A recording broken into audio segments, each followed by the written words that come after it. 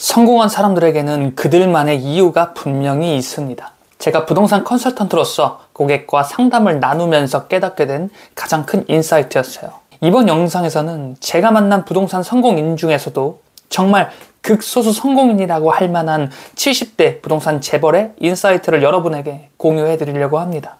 안심하셔도 되시는 게 이번 영상을 빌미로 여러분에게 부동산 투자를 권유하거나 그 밖에 기타 투자 권유를 절대 하지 않을 것이니 안심하시고 이번 영상의 인사이트만을 여러분이 가져가시면 되겠고요. 딱 3가지를 말씀드릴 거예요.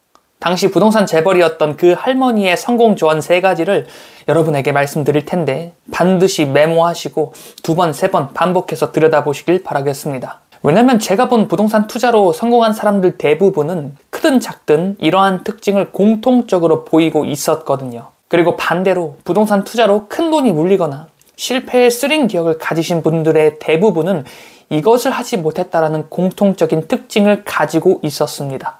지금부터 그에 대한 이야기를 여러분에게 들려드릴 텐데 때는 2021년 1월로 거슬러 올라갑니다. 당시 저는 부동산 컨설턴트로서 2번째 현장을 맡고 있었어요. 지난 현장에서 계약을 꽤나 썼다는 자신감으로 무장하여 이번 현장에서는 좀 더 폭발적인 마케팅으로 더 많은 고객과 소통해 보자고 그렇게 일을 추진하고 있었습니다. 실제로 그 현장에서 정말 다양한 사람들을 만났던 것 같아요. 그 중에서도 가장 기억에 남았던 한 분이 계신데 그분의 첫인상을 기억해 보자면 누가 보더라도 귀티가 나 보이는 옷차림과 말투였어요. 흔히 생각하길 머리부터 발끝까지 그렇게 명품으로 휘두른 그런 상태도 아니었거든요. 그저 평범한 추리닝 차림이었을 뿐이었지만 단정함을 잃지 않았고 게다가 말투에서는 여유로움까지 묻어나오고 있었습니다. 전 당시에 직감적으로 파악하게 되었죠. 이분은 자산가다 라고 말이죠.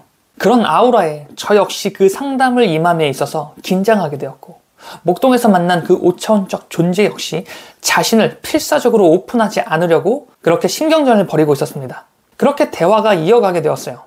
그 5차원적 존재는 현장에 대한 호기심으로 이런저런 질문을 저에게 던졌고 저는 그에 대해 성실히 답변해 주면서도 동시에 어떤 질문으로 저분의 마음의 벽을 허물 수 있을지 고민하며 대화에 임하고 있었습니다. 자세히 기억이 나지 않지만 처음 그분의 벽이 허물어진 그 순간은 노래 이야기를 하면서 시작되었던 것 같아요. 어느 정도 호기심이 풀린 이후에 나이가 몇 살이냐, 언제부터 이 일을 했으며 왜 하게 되었는지 그렇게 물어보시더라고요. 전 그에 대해 있는 그대로 솔직하게 답변하게 되었습니다. 저의 진솔함이 그분에게 전달되었는지 모르겠지만 그때부터 그분 안에 존재하던 마음의 벽이 허물어지는 것을 느끼게 되었어요. 처음엔 부동산 투자, 나는 절대 한 번도 해본 적이 없다라고 그렇게 둘러대셨는데 실은 일찌감치 부동산 투자로 큰 돈을 버셨고 심지어 트럼프 빌딩에도 국내 최초로 투자하게 되면서 직접 트럼프를 만나기도 하셨다라고 하더라고요. 그분의 첫인상을 보며 제가 느꼈던 그 직감이 맞았다라는 생각과 동시에 그분의 존재감은 더욱 커졌습니다. 그리고 생각했어요. 오히려 이분에게 배워야겠다라는 생각으로 그날의 상담 시간을 몰입하기 시작했습니다. 이미 한 차례 그 5차원적 존재와 저의 경계가 허물어졌으니 제가 대화에 더 강하게 몰입하고자 그렇게 의도하는 순간 그분 역시 저와의 대화에 더 강하게 몰입하기 시작했어요. 그 증거로 1시간 뒤에 약속이 있다라고 하셨는데 그날 저와 3시간가량 대화를 나누었으니 분명 그분도 저와의 대화에 충분히 몰입했다라고 할 만할 겁니다. 그분은 저에게 자신의 삶을 들려주게 되었는데 그때부터 그분은 자신의 부동산 투자 철학에 대해서 저에게 말씀해주기 시작했어요. 자, 지금부터 그에 대해서 여러분에게 전해드릴 건데 첫 번째, 그분은 통장에 결코 돈을 쌓아두지 않았다라고 해요. 일정 자산이 모이면 그 돈을 부동산에 투자했는데 이때 가장 중요한 핵심은 부동산 중개업자를 내 편으로 만들어야 한다는 것이었습니다. 하여 이때 생긴 원칙이 있다라고 해요. 부동산 물건에 대한 수수료와 관계없이 이 계약이 성사되면 무조건 1,000만 원을 지불하겠다고 그렇게 선포한 겁니다. 아예 부동산 물건을 내놓거나 정보를 취득하고자 할 때 미리 그렇게 제시해버리는 거예요. 이 거래가 성사되면 나는 무조건 너에게 1,000만 원을 지불하겠다 라고 말이죠.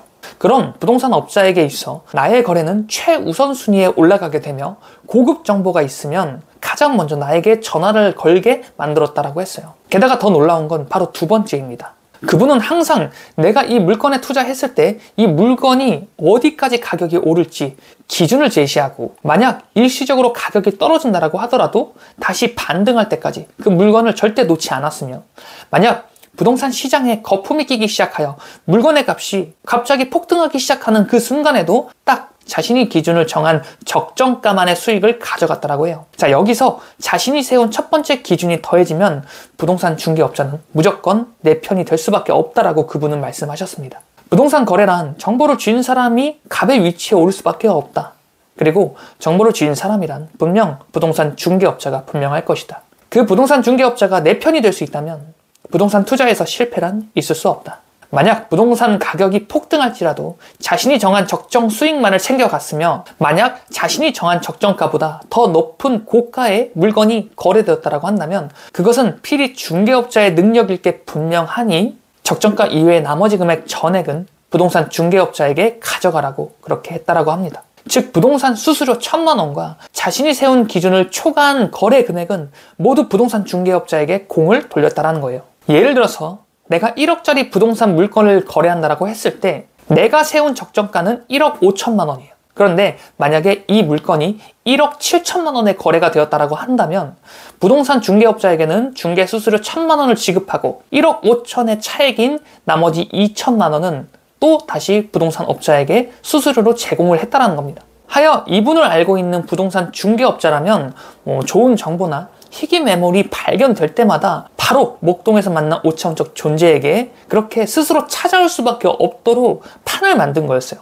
그리고 마지막 세 번째, 그분이 말씀하시길 우리나라에서 부동산은 무조건 주택이다. 요즘 레지던스니 상가니 종류가 다양해졌지만 우리나라는 땅덩이가 좁고 특히 서울 수도권에 인구가 집중되게 되니 우리나라에서 부동산은 무조건 주택이라고 결론을 내렸다라고 해요.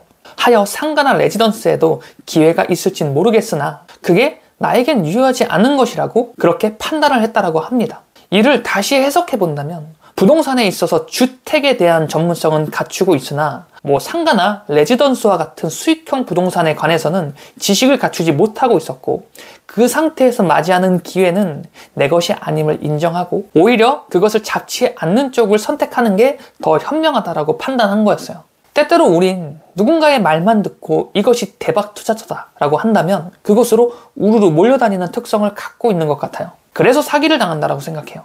그런데 제가 만난 부동산 투자로 성공하시는 모든 분들은 이 투자로 인해 내가 가져갈 수 있을 이익에 대해서도 한번 꼼꼼히 따져보고, 또 내가 이 이익을 가져가기 위해 감수해야 할 리스크에 대해서도 분명히 검토해 보게 됩니다. 그래서 이 리스크를 내가 감당해낼 만하다라고 판단하게 된다면 그때 투자를 강행하게 되는 거죠. 그리고 내가 모르는 것에 대해선 공부해보고 직접 발품까지 팔아보기도 합니다.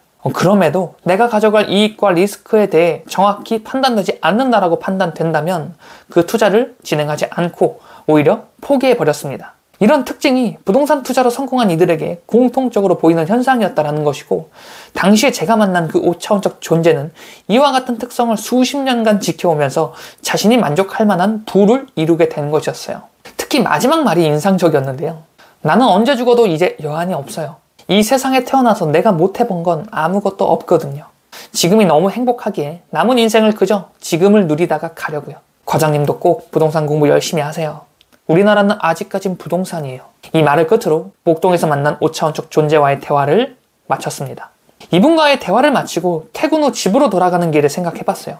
내 인생을 스스로 책임질 수 있는 사람만이 성공을 누릴 수 있구나 라고 그렇게 깨닫게 된 겁니다. 여러분도 이 이야기를 2번, 3번 되새겨가면서 여러분이 궁극적으로 이루고 싶은 그 성공적인 모습을 더 구체적으로 한번 그려보시길 바라겠어요. 그 성공적인 모습을 손에 거머쥔 여러분은 구체적으로 어떤 이익을 가져갈 수 있나요?